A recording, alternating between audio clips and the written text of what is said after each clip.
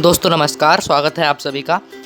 आज के इस वीडियो में हम बात करने जा रहे हैं कमला हैरिस। कमला हैरिस भी कहते हैं लोग, कमाला हैरिस भी कहते हैं, अलग अलग प्रोनाउंसिएशन हो रही हैं, लेकिन ये इंसान एक ही हैं, एक ही लेडी हैं जो इस वक्त आजकल इन दिनों बहुत ज़्यादा बातचीत में है। अमेरिका की हैं ये, और इंडिया में इसलिए ज़्यादा ट्रेंड कर रही हैं क्योंकि इंडियन ओरिजिन से हैं। जो इनकी मदर थी वो इंडियन थी, इनके फादर जमाइकन थे। वो सारी स्टोरी आगे आपको बताऊँगा, पहले ये बता देते हैं कि इनके ऊपर हम बात कर क्यों रहे हैं। अमेरिका में प्रेसिडेंशियल इलेक्शंस होने वाले हैं, आप सभी को पता है। नवंबर में फाइनल इलेक्शंस हैं। दो पार्टीज़ होती हैं, रिपब्लिक और डेमोक्रेटिक। डेमोक्रेटिक से जो बाइडन इस वक्त बड़े कैंडिडेट हैं, उस तरफ से डोनाल्ड ट्रंप हैं। अब जो बाइडन ने अपनी पार्टी से, डेमोक्रेटिक पार्टी से, वाइस प्रेसिडेंट की नॉमिनी के रूप में कमला हैरिस को चुना है। इसलिए कमला हैरिस जो हैं इस वक्त बहुत ज़्यादा चर्चाओं में है। लोग इनके बारे में जानना चाहते हैं। हम आपके लिए इनकी पूरी बायोग्राफी लेकर आए हैं। सारी तमाम इनसे जुड़ी हुई बड़ी छोटी सारी जानकारियाँ आपको बताएंगे। कमला हैरिस का पॉलिटिकल करियर भी अच्छा है, और इनको चुना कैसे गया है पहले इनकी फ़िलहाल पोजीशन बता देता हूँ। अभी ये कैलिफोर्निया से सेनेटर हैं। कैलिफोर्निया एक स्टेट है यूएसए में, 50 स्टेट हैं, आपको बता देता हूँ मैं। यूएसए में कुल मिला के 50 स्टेट्स हैं, उन्हीं में से एक स्टेट है कैलिफोर्निया। उस कैलिफोर्निया की सेनेटर हैं ये। आप कहेंगे सेनेटर क्या होता है, इसके लिए थोड़ा सा मेरे को आपको डिटेल बताना पड़ेगा। जैसे इंडिया में पार्लियामेंट होता है, पार्लियामेंट के अंदर लोकसभा, राज्यसभा, प्रेसिडेंट, ये 3 पार्ट होते हैं इंडिया में पार्लियामेंट के अंदर। उसी तरह से यूएसए के अंदर कांग्रेस होता है। पार्लियामेंट की जगह कांग्रेस कहा जाता है उसको, और उसके 2 पार्ट्स होते हैं, 2 हाउस होते हैं। जैसे इंडिया में अपर हाउस, लोअर हाउस होता है। अपर हाउस लोकसभा, राज्यसभा को माना जाता है, लोअर हाउस लोकसभा को माना जाता है। इसी तरीके से कांग्रेस, जो कि अमेरिका का पार्लियामेंट एक तरीके से आप कह सकते हैं, उसके अंदर भी 2 हाउस होते हैं। हाउस ऑफ रिप्रेजेंटेटिव, जिसको कि लोअर हाउस, लोअर सदन होता है वो। दूसरा हाउस होता है सेनेट, जिसको अपर हाउस बोला जाता है। सेनेट, उसी के मेंबर्स को सेनेटर कहा जाता है। सेनेट के अंदर 100 मेंबर्स होते हैं।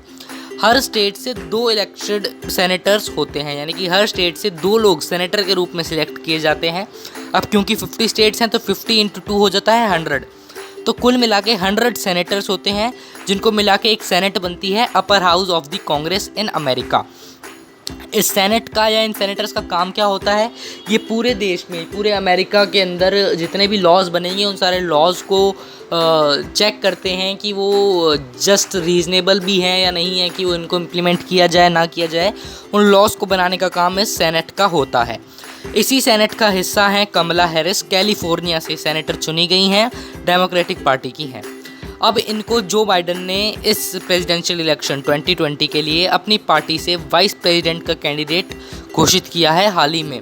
13 अगस्त को अभी गए दिनों में इनकी स्पीच हुई थी। फाइनल फर्स्ट स्पीच थी इनकी after being elected as the nominee of vice president for the US elections 2020। अब कमला हैरिस को इंडिया में इतना ज़्यादा एडमायर इसलिए किया जा रहा है, एक तो ये पहली फर्स्ट ब्लैक वुमेन है जो कि वाइस प्रेसिडेंट के कैंडिडेट के लिए नॉमिनेट की गई हैं किसी भी पार्टी से, चाहे रिपब्लिकन हो या फिर डेमोक्रेटिक हो।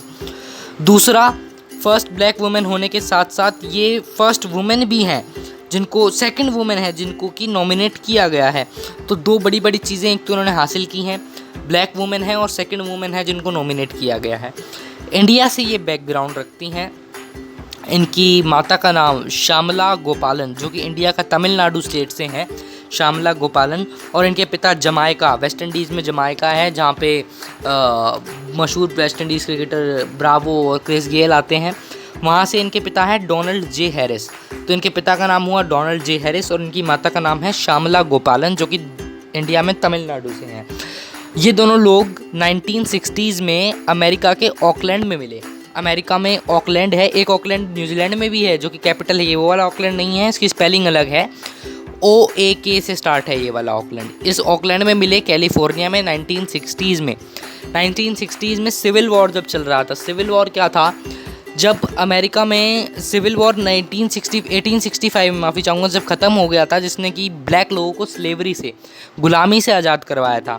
उसके बाद 1960s में सिविल मूवमेंट स्टार्ट हुआ वहाँ पे, फिर से जो ब्लैक लोगों के अगेंस्ट डिस्क्रिमिनेशन होता था अमेरिका में, उसको ख़त्म करने के लिए सिविल मूवमेंट 1960s में स्टार्ट हुआ। उस मूवमेंट में श्यामला गोपालन और डोनाल्ड जे हैरिस, यानी कि कमला हैरिस के माता और पिता दोनों मिले। ये दोनों श्यामला गोपालन इंडिया से, तमिलनाडु से अमेरिका में पढ़ाई करने गई हुई थी, हायर एजुकेशन लेने गई हुई थी, और वो भी जमाइका से हायर एजुकेशन लेने ही आए हुए थे। लेकिन इन दोनों ने कैलिफोर्निया में, ऑकलैंड में, जो 1960s में वो प्रोटेस्ट चल रहे थे, सिविल मूवमेंट चल रहा था, वहाँ पर इन दोनों की मुलाकात हुई और उसके बाद इन्होंने आगे चलकर शादी की और 1964 में 20 अक्टूबर को कमला हैरिस का जन्म हुआ। ये इनकी एक और बहन भी है, माया हैरिस, इसलिए इनके नाम के आगे आप देख रहे होंगे फर्स्ट नेम इनका इंडियन है, सेकंड हैरिस है। वो इसलिए ये क्योंकि इनके पिता का सरनेम हैरिस था और माया और कमला इनका नाम जो है इनकी माता की वजह से, श्यामला की वजह से पड़ा है, जो कि इंडियन थी।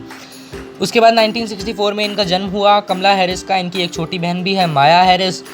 और कमला हैरिस अपनी माता को लेकर बहुत ज़्यादा सेंसिटिव है। इनकी जो फर्स्ट स्पीच हुई अभी, first speech as the nominee of vice president, उसमें भी इन्होंने अपनी माता का जिक्र किया। इन्होंने बताया कि मेरी माँ श्यामला हैरिस ने मेरे को और मेरी बहन को इस बुलंदी के साथ पाला है। वो हमको हमेशा कहा करती थी कि तुम दोनों को कभी भी अन्याय के खिलाफ बैठना नहीं है, उसके खिलाफ आवाज़ उठानी है। और इनकी परवरिश, कमला हैरिस की परवरिश भी इसी तरीके थी। मैं आपको अंदाजे के लिए बताऊं तो जब ये 13 साल की थी, कैलिफोर्निया में ये रहती थी, और जब ये 13 साल की थी तो इनकी सोसाइटी में एक लॉन था, एक पार्क था, जिसके अंदर ये दोनों बहनें बाकी अपने दोस्तों के साथ खेलने जाया करती थी। लेकिन इस लॉन में भी इन दोनों को खेलने नहीं दिया जाता था। इन दोनों को कहिए या बाकी सारे बच्चों को खेलना अलाउड नहीं था। कहा जाता था कि लॉन में बच्चे खेल नहीं सकते हैं। तो तब 13 साल की उम्र में, छोटी एज होती है 13 साल की एज में, इन दोनों बहनों ने मिल करके एक प्रोटेस्ट, एक पूरा मूवमेंट खड़ा कर दिया था अपने लॉन, अपने उस सोसाइटी के अंदर, ताकि बच्चों को लॉन में खेलने जाने के लिए दिया जाए, अलाउ किया जाए। 2 महीने तक इन्होंने वो प्रोटेस्ट चलाया, वो मूवमेंट जारी रखा और फाइनली इवेंचुअली इन्होंने परमिशन ली जितने भी सोसाइटी के केयर टेकर्स थे, स्टेक होल्डर्स थे, उनसे, कि बच्चे अब लॉन में खेल सकते हैं। तो आप देखिए कितना इनका बचपन से ही उस तरीके का स्वभाव था कि गलत चीज़ों को नहीं सहना है आगे चल के। इसीलिए इन्होंने जब अपनी पढ़ाई करी तो होवर्ड यूनिवर्सिटी से ग्रेजुएशन करी। इसके बाद कैलिफोर्निया यूनिवर्सिटी के हेस्टिंग कॉलेज ऑफ लॉ से इन्होंने लॉ की डिग्री ली। लॉ की डिग्री लेने के बाद ये लॉयर बन गई और अच्छी पॉपुलर लॉयर रही। कैलिफोर्निया में काफ़ी केसेस भी इन्होंने लड़े। 1988 में सबसे पहले इनकी लाइफ में वो टाइम आया जब इन्होंने पॉलिटिक्स में अपना कदम तो रखा ही रखा और अच्छा टर्नओवर इनको पॉलिटिक्स में हुआ। सबसे पहला इनको 1988 में पॉलिटिक्स के अंदर डेमोक्रेटिक पार्टी से ही district attorney of saint California और सैन फ्रांसिस्को की डिस्ट्रिक्ट अटर्नी का इनको असिस्टेंट बना दिया गया 1988 में।